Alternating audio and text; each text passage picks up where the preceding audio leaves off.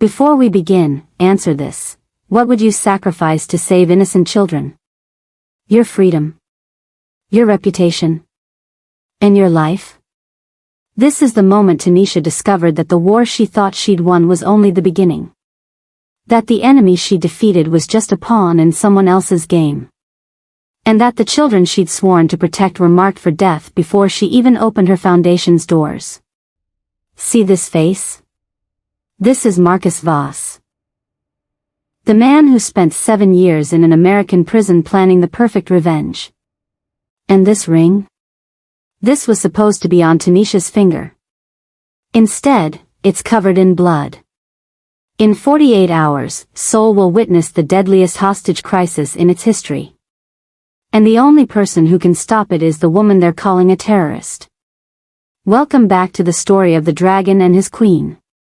Where the victory was only an intermission. Where love isn't flowers and sunsets. It's watching your soulmate choose between you and innocent lives. This is part 2, when the maid becomes the queen, and the dragon learns that some crowns are made of thorns. Stay with me, because what you're about to witness will make part 1 look like a warm-up. You thought Cruz was the villain? He was just the opening act. You thought Tanisha could leave her violent past behind? It's about to crash into her present with the force of a freight train. This is a story about the price of justice, the cost of mercy, and the terrible truth that sometimes the people we save plant the seeds of our destruction. It's about international conspiracies, calculated revenge, and the moment when a woman who spent her life hiding in the shadows must step into the light and claim a throne she never wanted. In part 1, Tanisha saved the dragon. In part 2, she'll have to decide. Does she save him again? Or does she save the 20 children sleeping peacefully in her foundation tonight? Children who don't know they're already pawns in a game that started 7 years ago in Atlanta, Georgia? But here's the twist, she won't be fighting alone. Because when Park goes down, Tanisha doesn't just pick up his sword, she picks up his crown. The maid is gone. The Queen of Shadows is rising. And Seoul is about to learn that the most dangerous person in the underworld isn't the one who rules from a throne, it's the one who fights from the darkness. Welcome back. Hit that subscribe button, because you're going to want to see how this ends. Drop a comment and tell me, if you had to choose between one person you love or 20 innocent children, what would you do? There's no right answer, only impossible choices. Let me tell you about the night Tanisha's world caught fire. The moment Park's heart stopped beating, and the second a woman who cleaned floors became the queen who would burn the city down to protect what she loves. 6 months of peace have transformed both Tanisha and Park. She wears an elegant navy dress, her foundation thriving with 20 happy children. Park, now a legitimate businessman, has planned this moment for weeks. As classical music plays softly, he reaches into his jacket for the ring box. Tanisha, you saved my life. Now let me spend the rest of it. A red laser dot appears on his chest. Tanisha's instincts scream. She tackles Park just as a high-caliber bullet shatters his wine glass and embeds in his chair's headrest. The romantic moment explodes into chaos as smoke grenades detonate across the rooftop. Through the haze emerge tactical figures in black. Not street thugs, but military-grade operators rappelling from helicopters. The ring box tumbles from Park's hand, bouncing across the floor as Tanisha drags him toward cover. This isn't a gang war. This is an execution. The peace is over. The war has begun. Tanisha's training kicks in instantly. She kills the lights, plunging the rooftop into darkness where her combat experience gives her the advantage. Using improvised weapons. A broken champagne bottle, her stiletto heels, a fallen attacker's tactical knife. She cuts through the smoke like a phantom. Park watches in stunned silence as the woman he loves transforms into something lethal and beautiful. She fights with surgical precision, each movement economical and devastating. She disarms one attacker and uses his weapon to cover their escape route. They descend through the building's emergency stairwell, Tanisha moving backwards, gun trained upward, professional and cold. Park realizes he's seeing a side of her she's kept hidden, not just a former federal agent, but a warrior forged in fire. They reach the underground garage where Park's armored vehicle waits. As they speed into Seoul's neon-lit streets, attackers in pursuit, Park grabs her hand. Who were they? Tanisha's face is grim, checking the rearview mirror. Ghosts from my past. And they're not here for you. They're here for me. They make it to Park's private safe house, a fortified penthouse with reinforced walls and multiple escape routes. Park's head of security, Dae-young, is already there with the old guard, Park's most loyal men.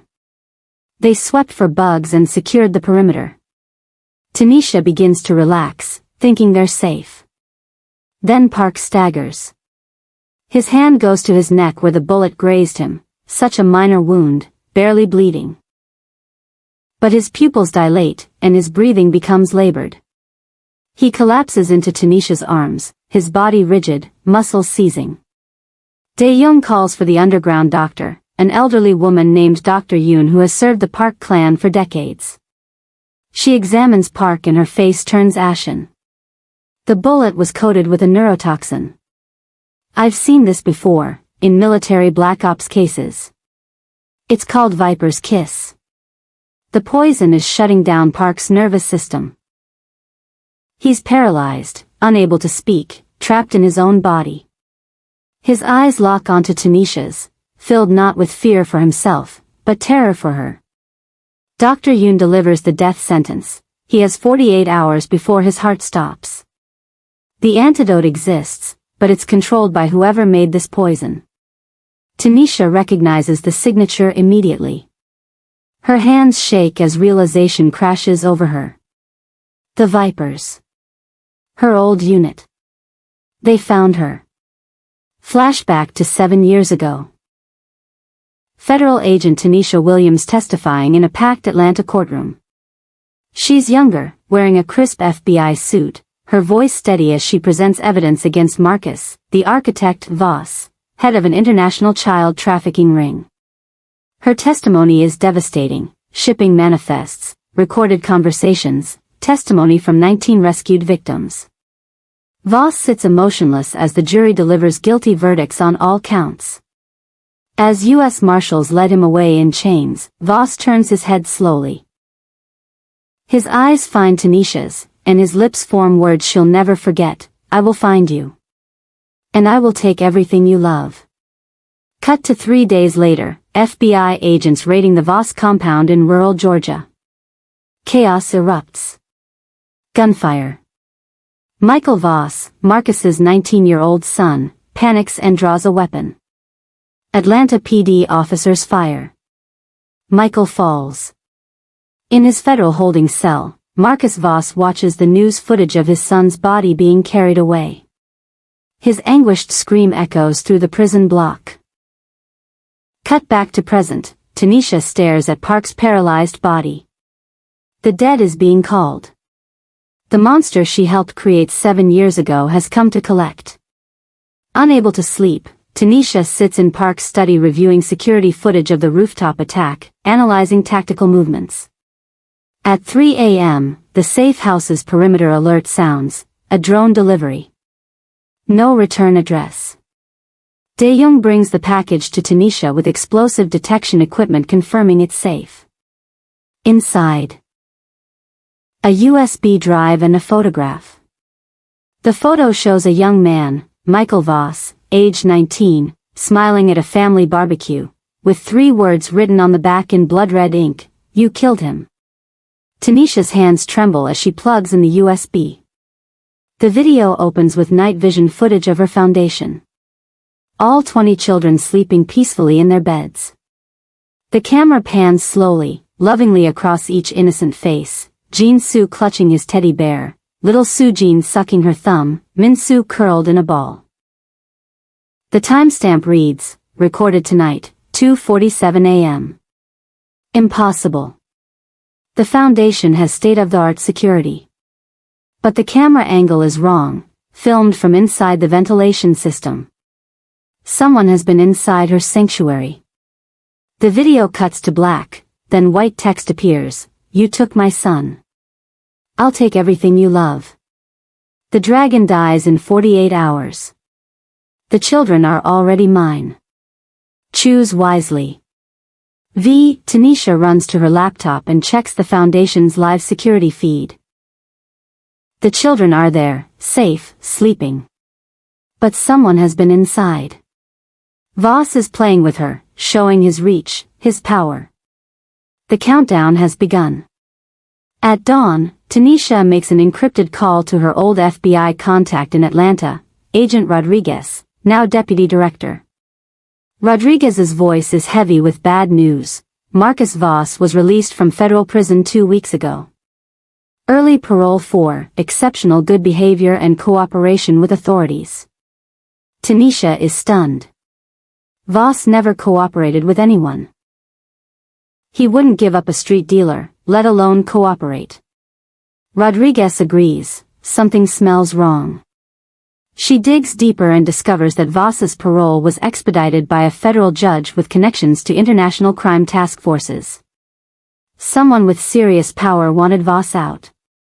The witness notification system shows the alert was sent to Tanisha's old Atlanta address, the apartment she abandoned when she fled to Seoul years ago.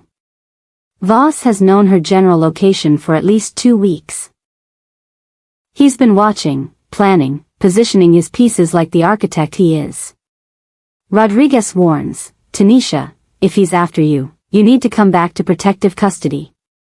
We can, Tanisha cuts her off. He's already poisoned someone I love. He has surveillance on 20 children. I can't run. Not this time. She hangs up and stares at Park's paralyzed form. The 72-hour countdown isn't random, it's psychological warfare. Every hour that passes is another hour Park suffers, another hour Tanisha watches him die slowly. Voss wants her to break before he even makes his demands. News of Park's sudden illness spreads through Seoul's underworld like wildfire. Within hours, the High Council, the 5 most powerful crime bosses who acknowledged Park's supremacy in Part 1, demands an emergency meeting. They gather in a neutral location, an abandoned warehouse in Gangnam. Dae-young attends as Park's representative, but the council isn't satisfied. They want to see the dragon, to confirm he's still capable of ruling. When Dae-young can't produce Park, the room erupts. Rival bosses smell blood in the water. They begin discussing territory division, arguing over who gets Park's legitimate businesses, his ports, his political connections. Seoul is about to descend into gang warfare. Dae-young calls Tanisha in desperation. She's at the safe house with Park, holding his hand as his condition slowly deteriorates. She makes a decision that will change everything. She tells Dae-young, set up the meeting again. 2 hours. Tell them the dragon sent his voice. When Tanisha arrives at the warehouse, she's no longer wearing her Foundation director's professional suit. She wears Park's long black coat over tactical gear, her hair pulled back, her eyes cold and calculating. She walks into the smoke-filled room of dangerous men who have killed for less than being interrupted. She doesn't ask permission. She sits in Park's empty chair at the head of the table. The room goes silent. The queen has arrived. One of the bosses, a scarred veteran named Cheol, laughs mockingly. The dragon sends his secretary? His maid? We don't negotiate with servants. The other bosses join in, some amused, others insulted. Tanisha doesn't react. She places her phone on the table and taps the screen. Cheol's laughter dies as he hears his own voice, a recording of him discussing a planned betrayal of Park, planning to seize territory once the dragon fell. But that's not all. Tanisha has more. With surgical precision, she reveals she spent the last 6 hours hacking into each council member's financial records, communications, secret deals. On the screen, she displays real-time footage of offshore accounts being drained. I can restore everyone, Tanisha says calmly, or I can send it all to North Korean cybercriminals who will scatter it across the dark web. Your choice. The room is dead silent. She continues, the dragon is recovering. While he heals, you will answer to me. Not because I ask nicely. But because if any of you move against Park's territory, I will burn your empires to ash before breakfast. She stands, walks to Cheol, and leans close to his ear. Test me. Then she walks out, leaving the phone on the table still displaying their draining accounts. After she's gone, Dae-young quietly says, she wasn't his maid.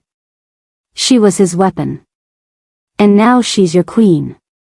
One by one, the bosses bow their heads. Not because they respect her, because they fear her. The Queen of Shadows has claimed her throne. Back at the safe house, Tanisha sits by Park's bedside, holding his paralyzed hand. She whispers apologies. For bringing this war to his door, for her past catching up to them, for the proposal he never got to finish.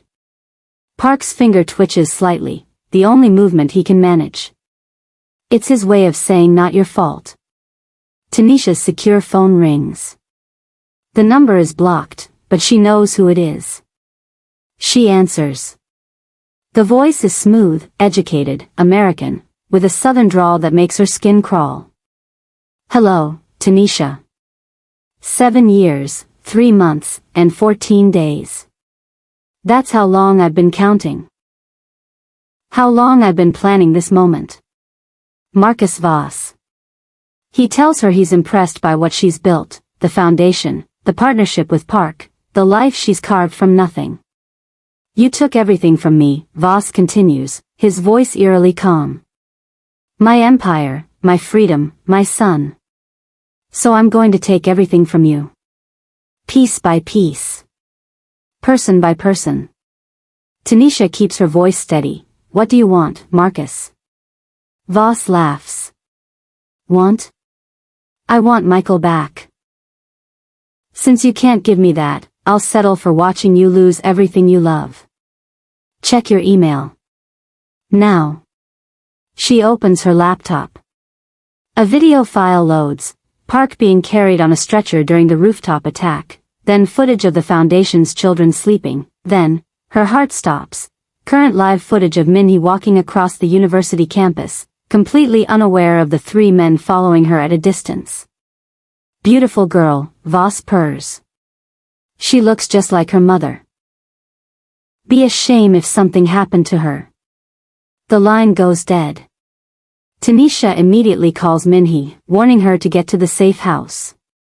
While waiting for Minhee to arrive, Dae-young brings critical intelligence. He's been investigating how Voss could have orchestrated Park's framing so quickly and professionally. The fabricated weapons trafficking evidence against Park isn't just good, it's perfect. Shipping manifests, wire transfers, surveillance footage, all created with government-level access. Dae-young traced the digital fingerprint to a terminal inside the Seoul courthouse, specifically, Judge Kwan's office. Tanisha's mind races. Judge Kwan presided over Cruz's trial in Part 1. What if Cruz wasn't the mastermind? Dae-young digs deeper and uncovers a sealed file from 8 years ago. Investigative journalist Lee Ji-woo was murdered while investigating judicial corruption. Park was briefly suspected but cleared. The file shows Judge Kwan personally ensured Park's exoneration, not out of justice, but to protect himself. Kwan had ordered the hit on the journalist. Cruz discovered this and blackmailed Kwan, which explained Cruz's rapid rise to power. When Park was going soft in Part 1, he was actually getting close to exposing Kwan's corruption. Cruz framed Park to protect Kwan. Now Kwan is working with Voss to finish what Cruz started. The silent partner from Part 1 wasn't Cruz, it was always Judge Kwan. And now he's given Voss the legal infrastructure to destroy Park completely. The conspiracy runs deeper than anyone imagined. With 36 hours remaining before Park's heart stops, Tanisha receives another call from Voss. This time, there's no small talk. Minhee's face appears on her phone screen. She's bound to a chair in a dark room, duct tape over her mouth, tears streaming down her face. Voss's face appears next to her. Time to make a choice, Tanisha. His demands are precise. Option 1. Hold a press conference in 24 hours. Confess that you fabricated the evidence against Park in the Cruz case in Part 1. Admit you planted the video of Cruz, that you manufactured the entire conspiracy to seize Park's empire.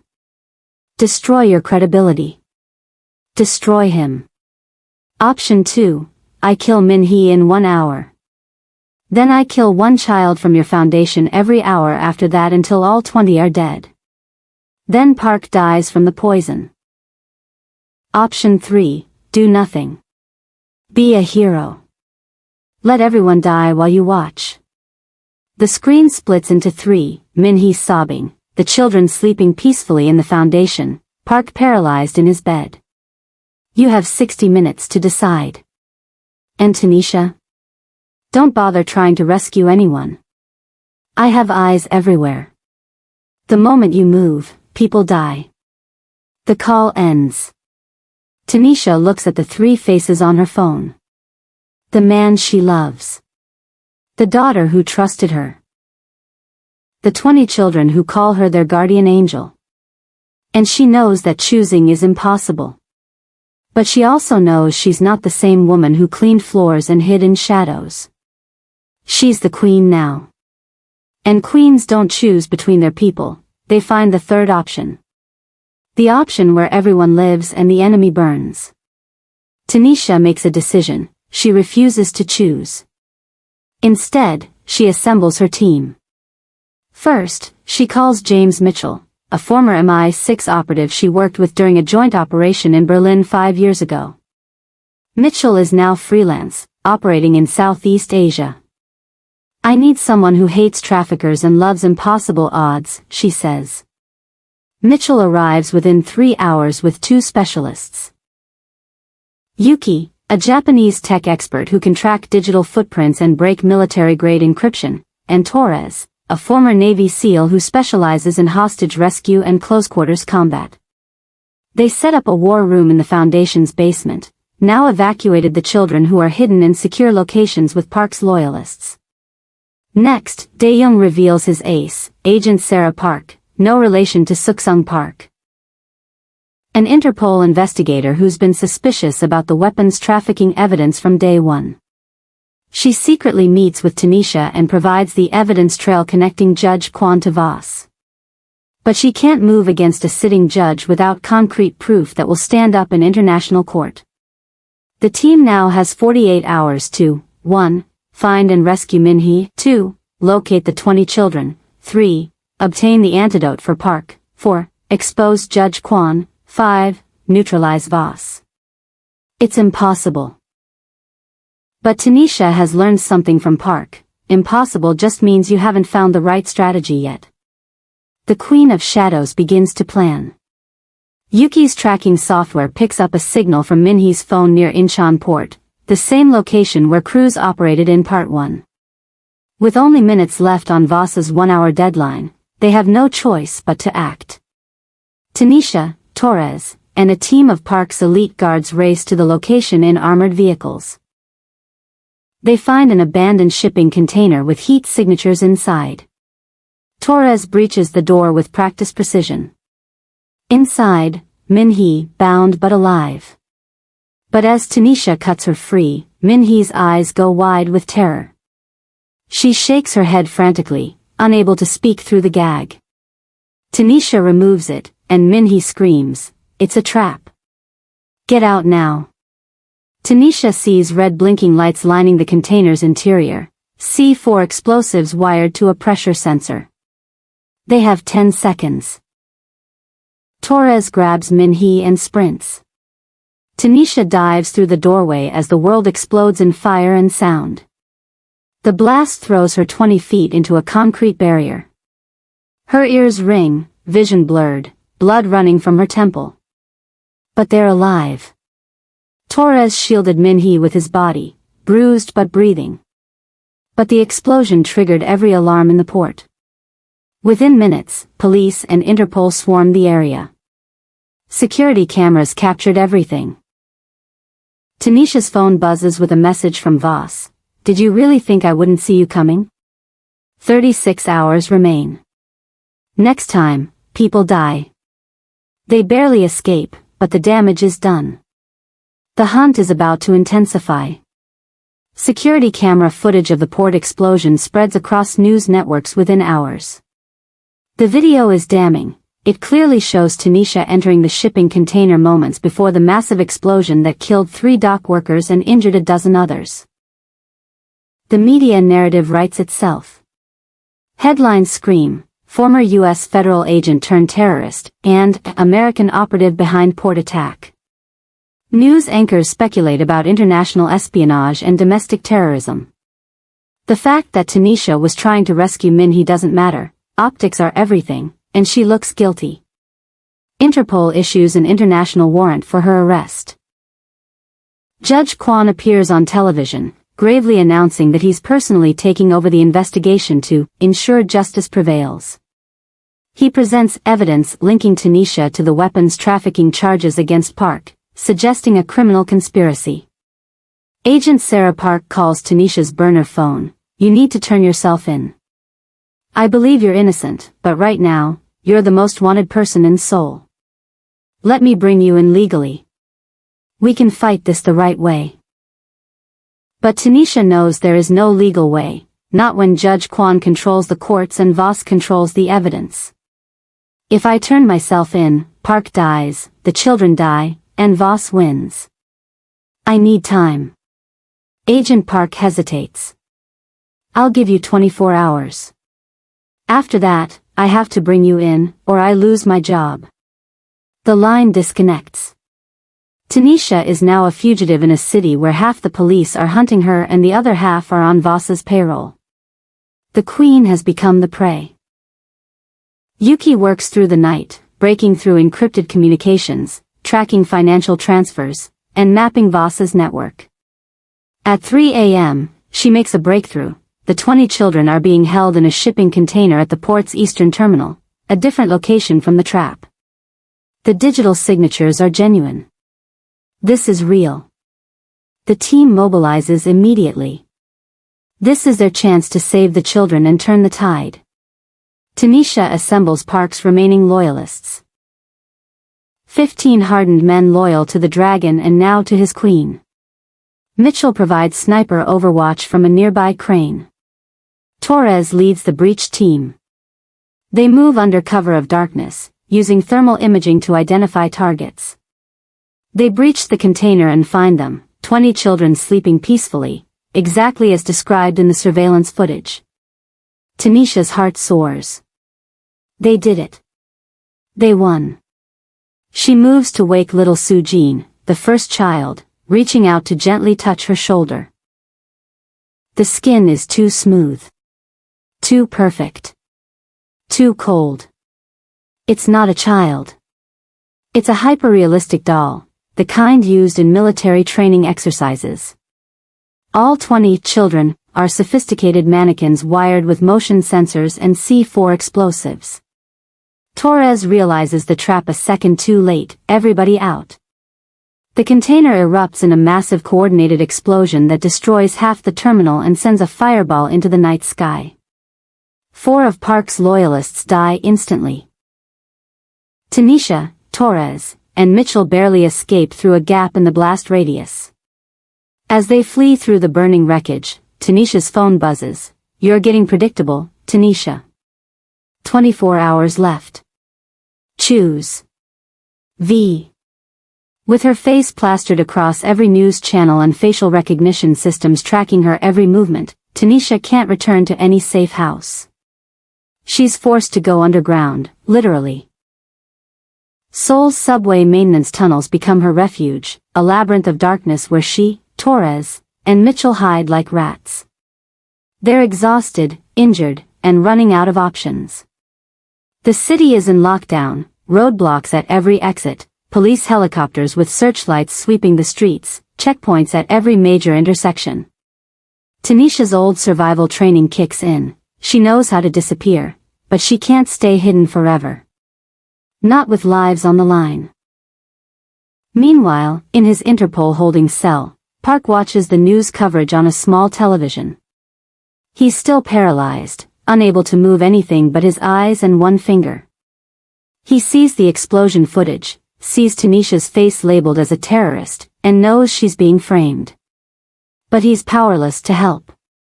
His lawyer visits with grim news. Judge Kwan has personally taken over Park's case and fast-tracked the trial for 1 week from now. Park understands, Kwan is buying time. If Tanisha is captured or killed before she can expose the conspiracy, Park will be convicted and disappear into an international prison. The dragon will finally fall, not by the sword, but by the slow death of legal bureaucracy. Park's finger taps Morse code on his bed rail, a message to himself, she will win. Trust the Queen. Hiding in the subway tunnels, cold and desperate, Tanisha receives an encrypted message from Dr. Sarah Chen. Her closest friend, the Foundation's head counselor, the woman she trusted with everything. Chen's message offers hope, I can get you out. I have contacts in the South Korean Underground Railroad that smuggles North Korean defectors. They can move you to safe territory. Meet me at the Golden Phoenix Tea House in Insadong. Come alone. Trust me. Desperate and out of options, Tanisha agrees. But as they approach the meeting location, Mitchell's instincts flare. He's been in intelligence too long not to recognize a trap when he sees one. This feels wrong, he whispers. Too convenient. Too perfect. They watch from across the street as Dr. Chen enters the traditional Korean tea house. Then 3 men in dark suits follow her inside, and Tanisha recognizes one of them. The museum attacker from weeks ago, the one who swallowed the cyanide pill. Her blood runs cold. Chen isn't a rescuer. She's the bait. Worse, she's the leak. Tanisha's mind races backward through 6 months of memories, every security measure she discussed with Chen, every safe house location, every contingency plan. Chen knew it all. Chen reported it all. The Foundation wasn't infiltrated, it was compromised from the moment Chen was hired. Voss didn't find Tanisha by accident. He planted Chen 6 months ago, a sleeper agent, waiting for the perfect moment to activate. The betrayal cuts deeper than any knife. Tanisha trusted Chen with the children's lives. With her secrets. With her heart. And Chen sold her for 30 pieces of silver. Back in the tunnels, Yuki frantically scrubs through the Foundation's digital records. If Chen was a plant, there must be evidence, encrypted emails, financial transfers, communication patterns. She finds it, coded messages between Chen and an IP address in international waters. Yuki traces the location to a massive luxury yacht called the Architect, Voss's nickname. Registered to a shell corporation in the Cayman Islands. The yacht has been anchored 50 nautical miles off the Korean coast for 3 weeks, just outside territorial waters where neither Korean nor international law can easily reach. That's where Voss is. That's where the children must be. But there's a problem. Getting to a yacht in international waters requires resources they don't have, a boat, weapons, intelligence on security measures.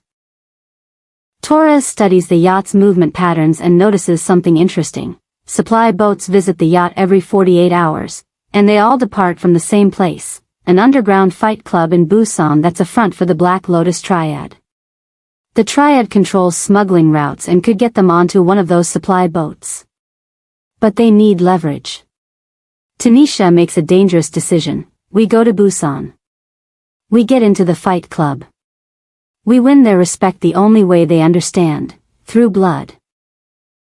Mitchell protests, you're wanted by every cop in the country. Walking into a criminal haven is suicide. Tanisha's eyes are cold. The Queen doesn't ask for favors. She takes what she needs. The underground fight club is exactly what it sounds like, a converted warehouse in Busan's industrial district where the city's most dangerous criminals gather to watch brutal no-rules combat. Tanisha, disguised with a wig and colored contacts, enters with Mitchell and Torres posing as her handlers. The air reeks of sweat, blood, and money. Fighters, men and women, battle in a cage while spectators place bets and drink expensive liquor. Tanisha needs to get into the VIP section where the triad leaders sit, but entry requires either an obscene amount of money or a fighter who can win. She chooses the latter. She registers to fight under an alias, the Shadow. The crowd laughs when they see her. She's smaller than most fighters, looks too refined, too pretty to survive. Her first opponent is a mountain of muscle named the Bull, a man who has killed 3 people in this very ring. The fight begins. The Bull charges like his nickname suggests, expecting to overwhelm her with brute force. But Tanisha doesn't fight like a brawler, she fights like a trained operative. She uses his momentum against him, targeting pressure points, joints, vulnerable areas. It's not pretty, it's surgical. Within 3 minutes, the Bull is on the ground, unconscious. The crowd erupts. Tanisha fights 2 more times that night, each victory more brutal than the last. By the 3rd fight, her knuckles are bloody, her lips split, but her eyes are alive with a dangerous fire. The VIP section takes notice. The triad leader, an elegant woman named Madame Choi, invites the Shadow to her table. Tanisha has earned her audience. Madame Choi is intrigued. She's seen many fighters, but few with Tanisha's precision. "You're not here for money," Madame Choi observes, sipping expensive whiskey. "You're here for something else." Tanisha doesn't waste time with lies. "I need passage to a yacht in international waters. Your supply boats service it. Get me on one, and I'll owe you a favor." Madame Choi laughs. "The architect's yacht? That's a death wish. Marcus Voss is one of my clients. Why would I help you reach him?" Tanisha leans in close. "Because Voss is using Seoul as a testing ground for a trafficking operation that will eventually compete with your routes. He's not your client, he's your future competitor. Help me kill him, and you eliminate a rival before he becomes a problem." Madame Choi considers this. "And if I refuse?" Tanisha smiles coldly. "Then I'll burn your fight club to the ground, expose your operation to Interpol, and make sure the Black Lotus Triad knows you refuse to help the woman who's about to become the most powerful person in Seoul's underworld." It's a bold bluff, but Tanisha sells it with the confidence of someone who has nothing left to lose. Madame Choi studies her for a long moment, then extends her hand. "You have courage. I respect that. You'll have your passage. But if you survive, you owe me." And the Black Lotus always collects. They shake hands. The Queen has her ship. Under cover of darkness, Tanisha, Torres, and Mitchell board a supply boat heading to the Architect. The boat is technically registered to a North Korean fishing cooperative, a front for Triad's smuggling operations. The crew is told to ask no questions and look the other way.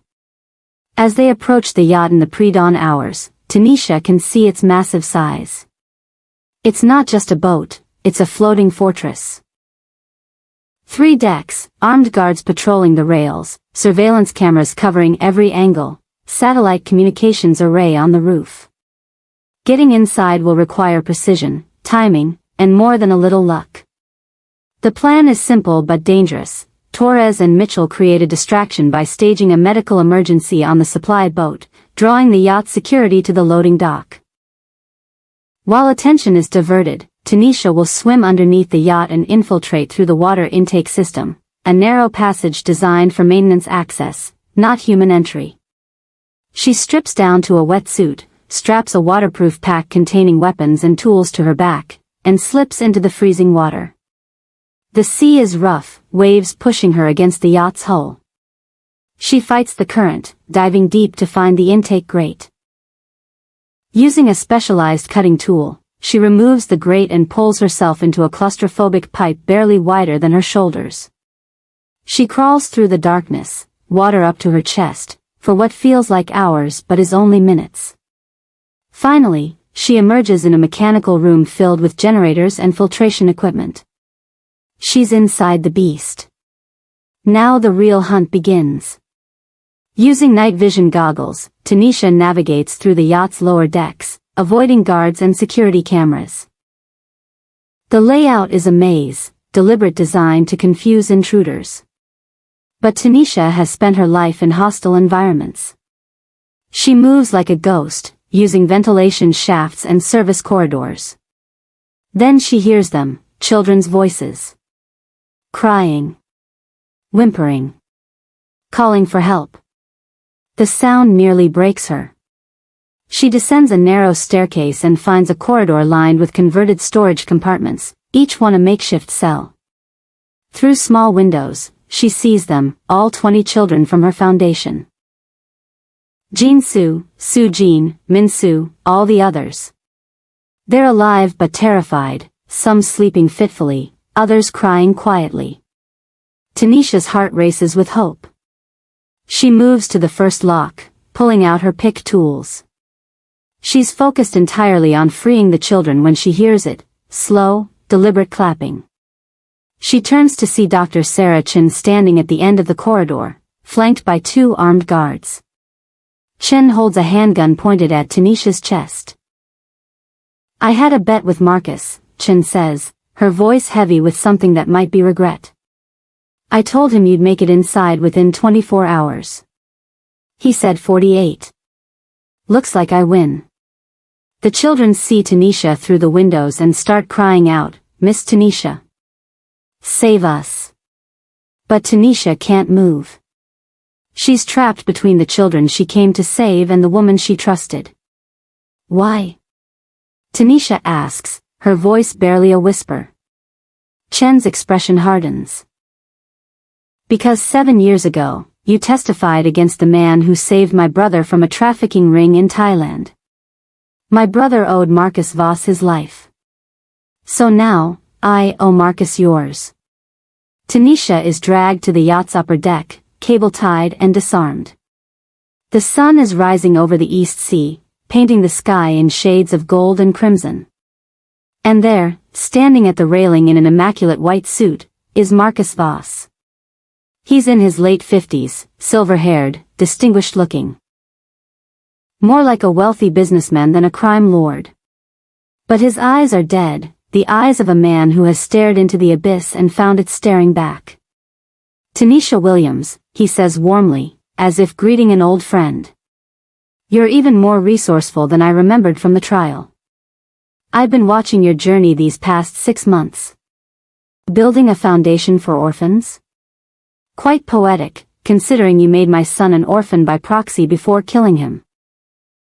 He shows her a wall of monitors displaying live feeds, Torres and Mitchell captured on the supply boat, surrounded by mercenaries, Park in his Interpol cell, now on a ventilator as the poison advances, the children below decks, and a crowd of news crews gathering outside the Seoul courthouse where Judge Kwon is about to announce Park's trial date.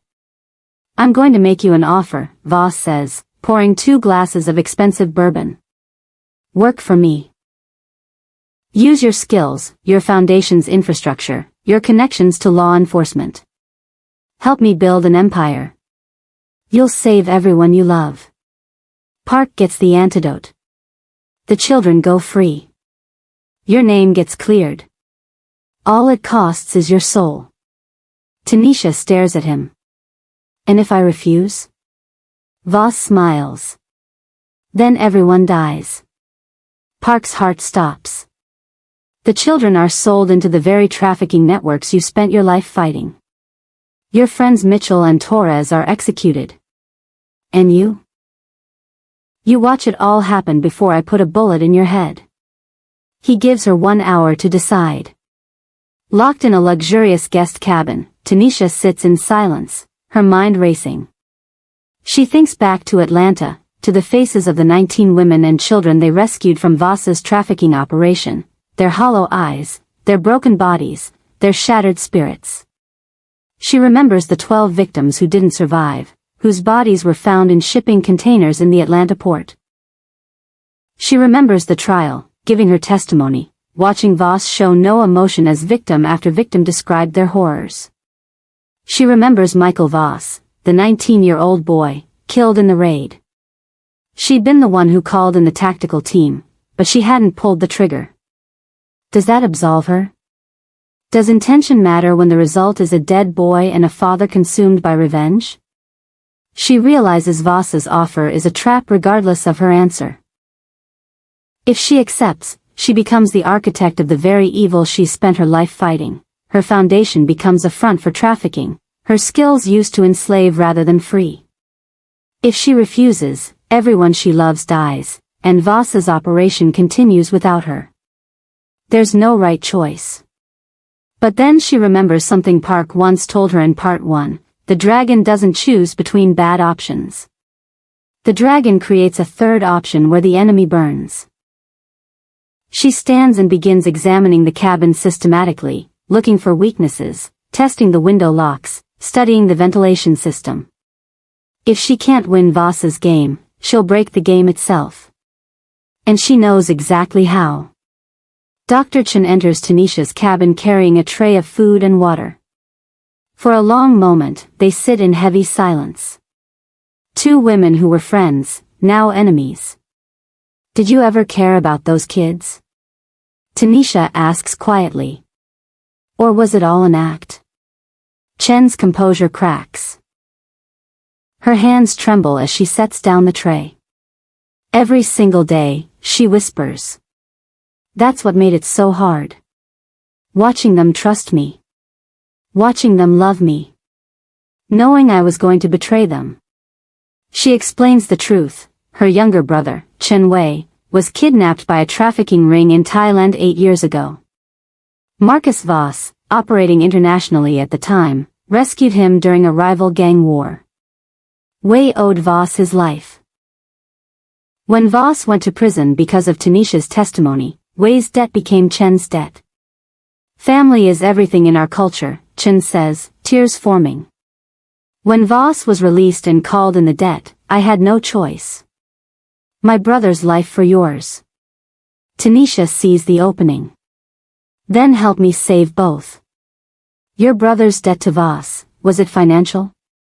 Operational? What? Chen explains. Voss wants to use Chen's brother's technology company to launder money and create encrypted communication systems for his new trafficking empire. If Voss dies, the debt dies with him, Tanisha says. Help me. Sabotage the yacht's security systems for 10 minutes. Just 10 minutes. Get the children to the lifeboats. Your brother goes free. The children go free. You go free. Chen wrestles with the decision, decades of family obligation versus 6 months of genuine love for the children. Finally, she makes her choice. 10 minutes. That's all I can give you. And then you have to kill him. You have to end this. Tanisha nods. I will. Chen disables the security cameras and unlocks the children's compartments remotely. An alarm blares, 10 minutes until the backup systems activate and Voss realizes what's happening. Tanisha races through the yacht's corridors, moving with purpose and precision. She reaches the children's holding area and begins herding them toward the lifeboat deck. Jin-Soo, brave little Jin-Soo, helps organize the younger children, keeping them quiet and moving. But there are 20 children and only 8 lifeboats. Each lifeboat requires manual deployment, pulling safety pins, releasing hydraulic locks, lowering them to the water. Tanisha gets the first 2 boats away just as Voss's voice booms over the intercom. Tanisha, you disappoint me. I gave you a choice, and you chose chaos. Very well. Let's see how far you get. Steel security doors begin slamming shut throughout the yacht, compartmentalizing each section. Tanisha is separated from half the children. She has 4 minutes left, 10 children still trapped on the other side of a sealed bulkhead, and Voss's mercenaries closing in. She fights like a demon, using captured weapons, improvised tools, her own hands. She takes down guards with brutal efficiency, each movement designed to incapacitate quickly. She reaches the sealed door and uses a guard's access card to override it. The door groans open. She gathers the remaining children and runs for the lifeboats. 3 minutes. 2 boats left. She loads the children, releases the boats, and watches them descend toward the dark water. But one child is missing. Jin-soo. She turns and sees Voss standing in the bridge doorway, holding Jin-soo by the collar, a gun pressed to the boy's temple. Voss drags Jin-soo to the bridge, forcing Tanisha to follow. The bridge is filled with monitors showing a split-screen nightmare. On the left, Park in his Interpol cell, now barely breathing, machines keeping him alive. On the right, the children in lifeboats floating in the ocean. In the center, Min-hee still bound in a holding room. Voss has gathered his final hand. "This is your last chance," Voss announces. His voice is broadcast live. Tanisha sees news crews on the monitors, realizes this is being streamed to the world. Option A, you shoot Park through this live feed. I have a sniper in his cell. On your command, he dies. But I let all the children go free, and I release Min-hee. Option B, you do nothing. Park dies from the poison in 10 minutes anyway. But I kill Jin-soo right now, then hunt down every lifeboat and kill all the children one by one. Option C, you confess. Right now, live to the world, that you fabricated the evidence against Park in the crew's case. That you planted the video. That you're a terrorist who bombed the port. Destroy your reputation. Destroy Park's legacy. Everyone lives, but you both rot in prison for the rest of your lives. A countdown timer appears, 60 seconds. Tanisha looks at Park's face on the monitor, his eyes barely open, machines breathing for him. She looks at Jin-soo, terrified but trying to be brave. She looks at the children in the lifeboats, at Min-hee bound and gagged. And then she sees Park's finger moving weakly on the hospital bed. Tapping. Morse code. She reads the message, trust. Queen. Plan. And suddenly, she understands. Park knows her. He's telling her to do what she does best, improvise. The Queen smiles. Tanisha takes a deep breath and chooses option C, I'll confess. But I do it my way. No script. Voss nods, intrigued. The cameras go live. Tanisha begins. My name is Tanisha Williams, and I need to tell you the truth about the corruption destroying soul from within. But she's not confessing to her own crimes. She's using the coded language she and Park developed during their late-night strategy sessions in Part 1, phrases that mean nothing to Voss but everything to Park's network. She describes how Park taught me to infiltrate the system through the eastern ventilation shaft at 3 p.m. Code for Mitchell and Torres to breach from the east side of the yacht at 3 p.m. exactly. She mentions the evidence I planted in Judge Kwan's office on the third Thursday, file 7735, the exact coordinates for Agent Sarah Park to raid Kwan's courthouse and the file numbers of the incriminating evidence. She talks about transferring offshore accounts from Cayman to North Korea, the access codes to Voss's financial empire that Yuki can use. Park, watching from his hospital bed with the last of his strength, understands immediately. He signals to Dae-young, who's been hiding in the hospital disguised as a janitor. Dae-young activates Protocol Dragon's Breath, the nuclear option. Across Seoul, chaos erupts, police raids on corrupt officials, financial records leaked to the press, Judge Kwan's connections exposed, Park's loyalists moving into position. And Voss, listening to Tanisha's confession, doesn't realize she's just declared war in a language only her allies understand. The Queen has turned her surrender into a battle cry. The yacht erupts into coordinated chaos. At exactly 3 p.m., Mitchell and Torres breach from the supply boat with explosives, blowing a hole in the yacht's hull. Water begins pouring into the lower decks. Agent Sarah Park leads a simultaneous raid on Judge Kwan's office, finding evidence of his conspiracy with Voss and his role in the journalist's murder years ago. Kwan is arrested live on television. Park's loyalists, using the chaos from Protocol Dragon's Breath, storm the Interpol building and extract Park from his cell with help from honest agents who've been waiting for proof of the conspiracy. They rush him to Dr. Yoon, who administers an experimental counter-toxin she's been developing. Min-hee, who's stowed away on one of the rescue helicopters, rappels down to the yacht with a team of Park's elite guards. The battle on the yacht is brutal. Tanisha uses the distraction to attack Voss directly, disarming him and engaging in vicious hand-to-hand combat. Voss is skilled, trained in military combat, but Tanisha fights with the fury of a woman protecting her family. They crash through the bridge windows onto the deck below. Dar. Chin appears, positioning herself between Voss's mercenaries and the escaping children. She holds them off with a stolen assault rifle, buying precious seconds. She takes 3 bullets but keeps firing until the children are safely in the helicopters. As the yacht lists from the explosion damage and water floods the lower decks, Voss activates the self-destruct sequence.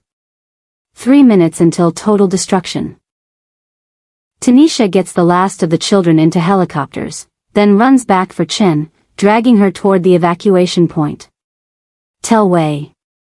I'm sorry, Chin whispers, blood on her lips. Tell the children. I loved them. She dies in Tanisha's arms.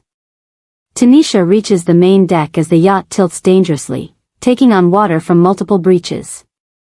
Voss is there, wounded and cornered, clinging to the railing as the ship begins its final death spiral.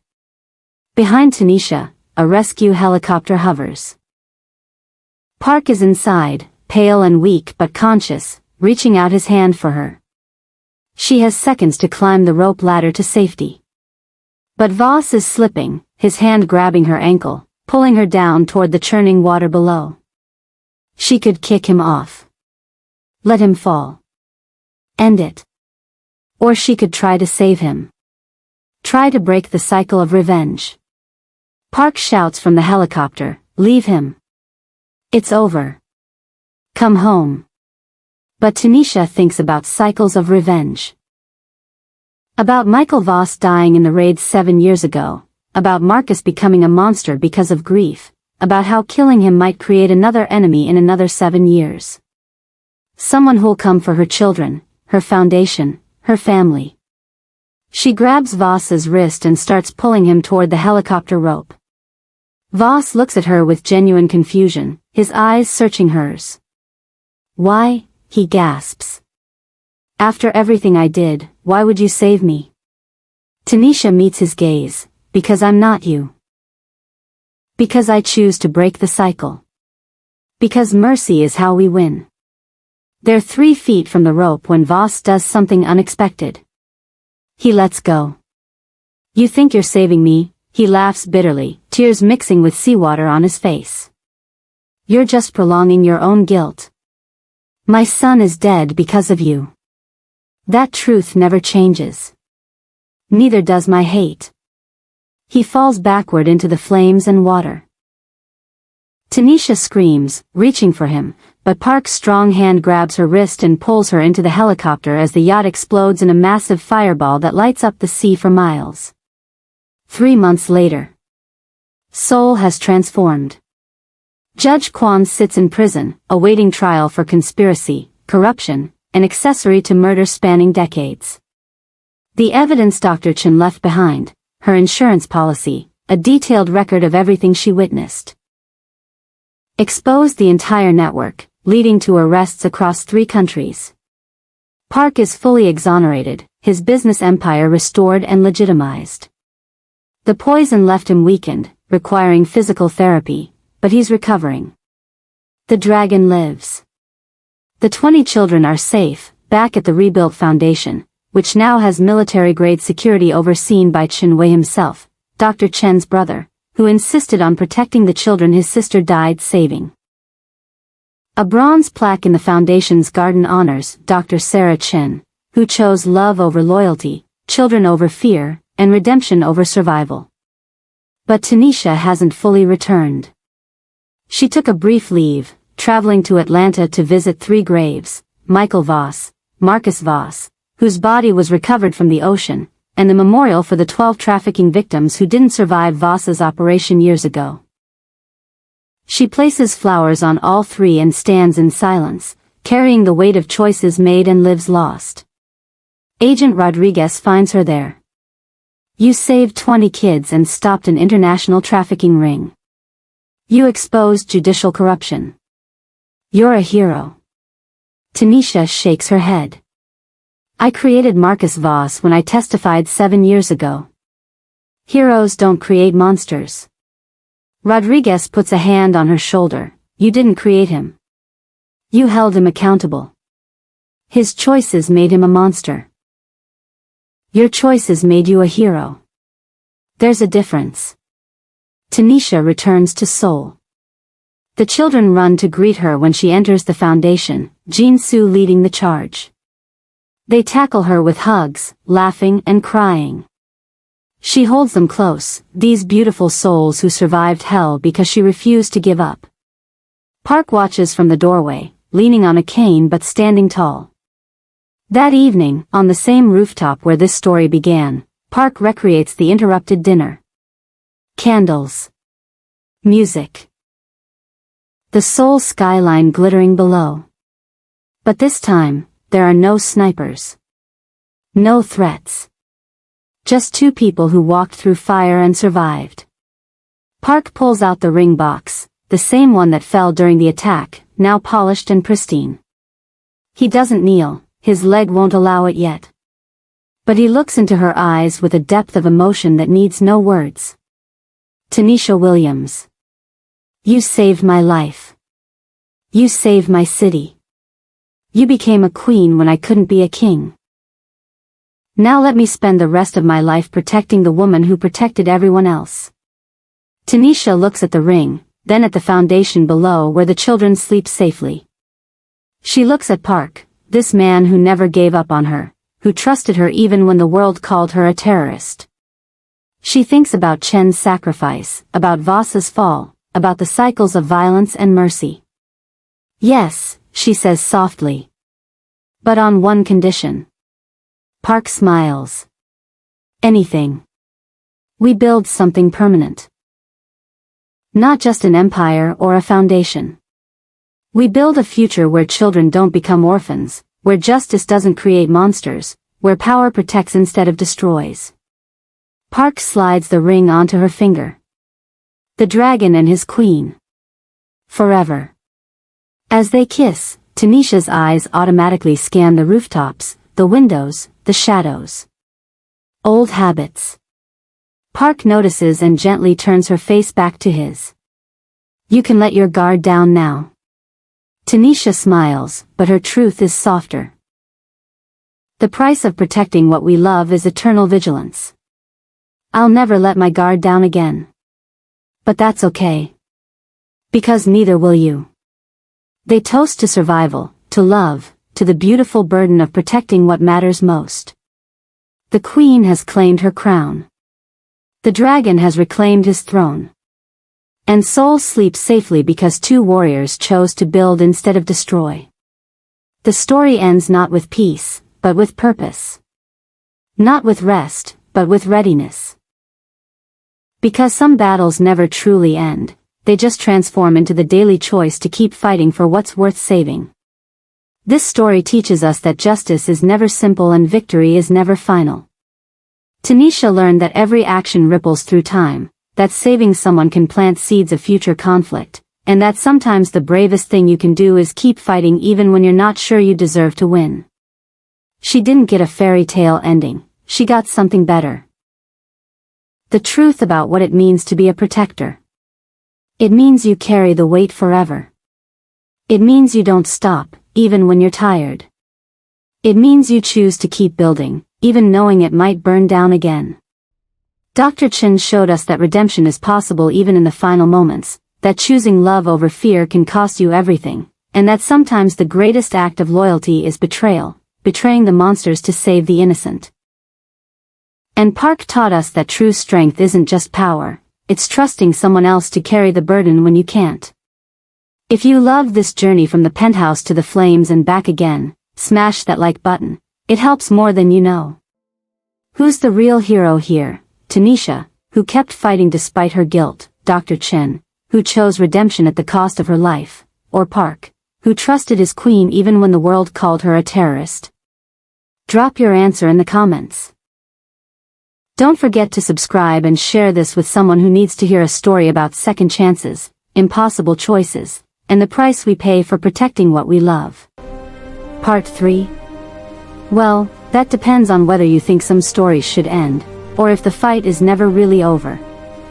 What do you want to see, the dragon and queen's empire? The children grown up seeking revenge? Or maybe a new threat from Chenwei's world? Let me know in the comments. Remember, sometimes the crown chooses you. What matters is what you do when you wear it.